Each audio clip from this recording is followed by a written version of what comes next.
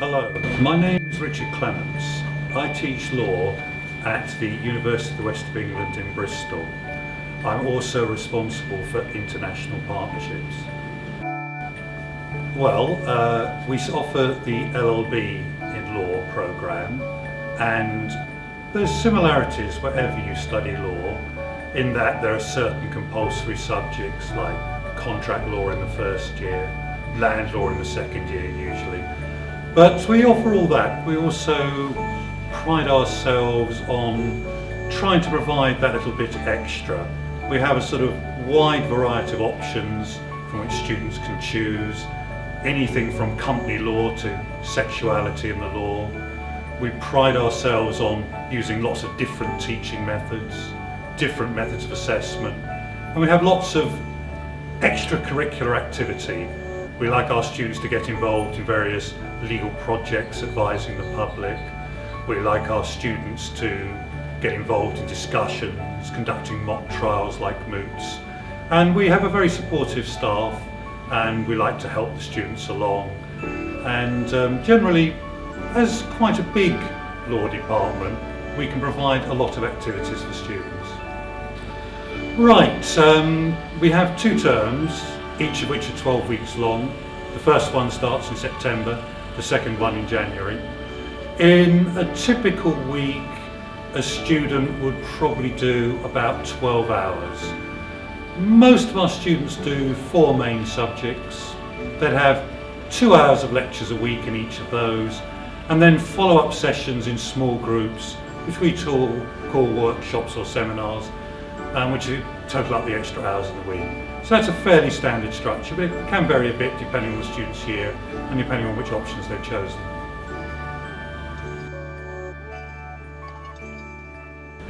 Right, well, it's not like when I was a student where everything depended on an end-of-year exam. We do still have exams, but we also do lots of other things as well. Students write essays, they write answers to problems, they prepare portfolios, sometimes they work on group projects, sometimes they even do oral presentations. And the student get a bit of choice about how they're assessed depending on the options they choose. So we like to think we get the best out of every student, and that students can choose the methods of assessment they're good at. Right, well, I'll take a typical example. I teach the first year, and I teach them Constitutional Administrative Law. They get a 2-hour lecture, which sets out the main parts of the subject, and every 2 weeks that's followed up by a 2-hour workshop where they look at sort of legal problems in depth. They can ask questions, we can ask them questions, they can do classroom exercises. Same pattern when I teach the third year, where I teach Equity and Trust. A 2-hour lecture followed up by a 2-hour workshop where we can go into more depth and the student can ask questions. Well, it's the same as I'd give to any student, wherever they came from. If you want to get a good classification, you usually have to work hard, and that applies to anybody. The other thing to do is pay attention to what you're being told.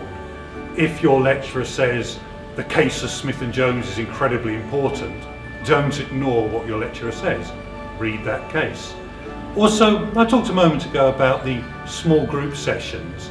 Some students prefer the lectures, thinking, oh, well, I don't really want to go to the small groups. It's something I've got to prepare in advance. I'm busy. We've already done it in the lecture. But the small groups are essential because that's where you really pick up the hints and the tips you need to perform well in an assessment. Right, well, we pride ourselves on our expanding programme of what we call pro bono work. That's short for the Latin phrase pro bono publico, which is for the public good. And it's things that real lawyers do, helping the public without any payment. And we're encouraging our students to participate in various projects where they may be loaned out to an advice agency in the city of Bristol and they meet the public and give them advice.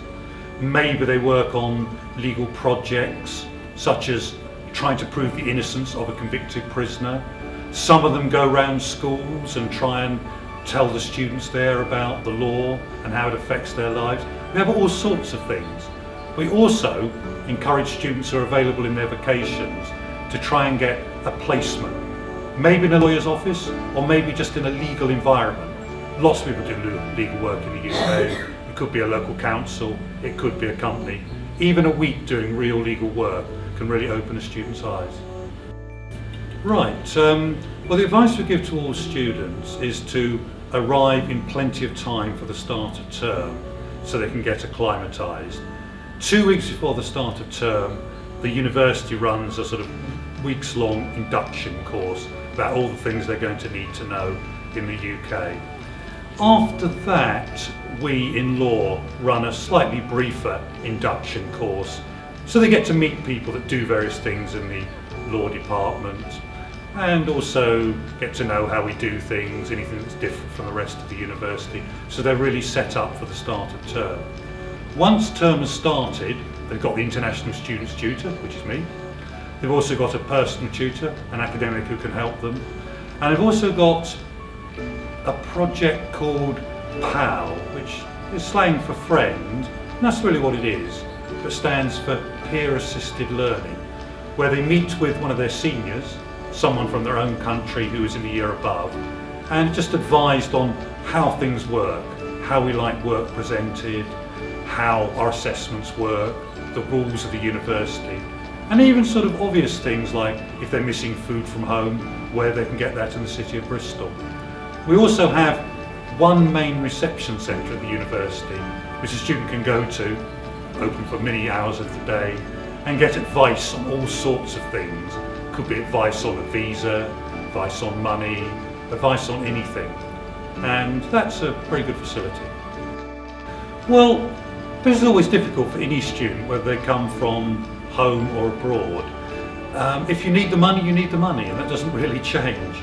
So we have a sort of campus job shop, and some of the jobs students can do are on campus, such as working in the various shops we have on campus. I don't think working a few hours a week is harmful, and it can help you to get used to British life, and it can improve your English quite a lot, because you meet people who don't speak as well as lecturers, they speak in all sorts of British slang, and it can be very handy.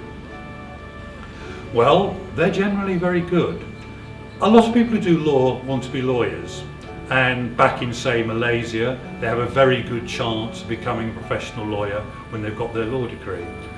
But the thing about law is it's a very respected degree, and a lot of people who do law go into all sorts of other jobs.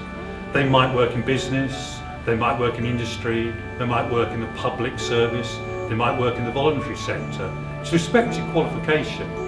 You're taught to sort of analyse incredibly difficult, detailed information, and you're also encouraged to speak in public and present, and those are invaluable skills in any job.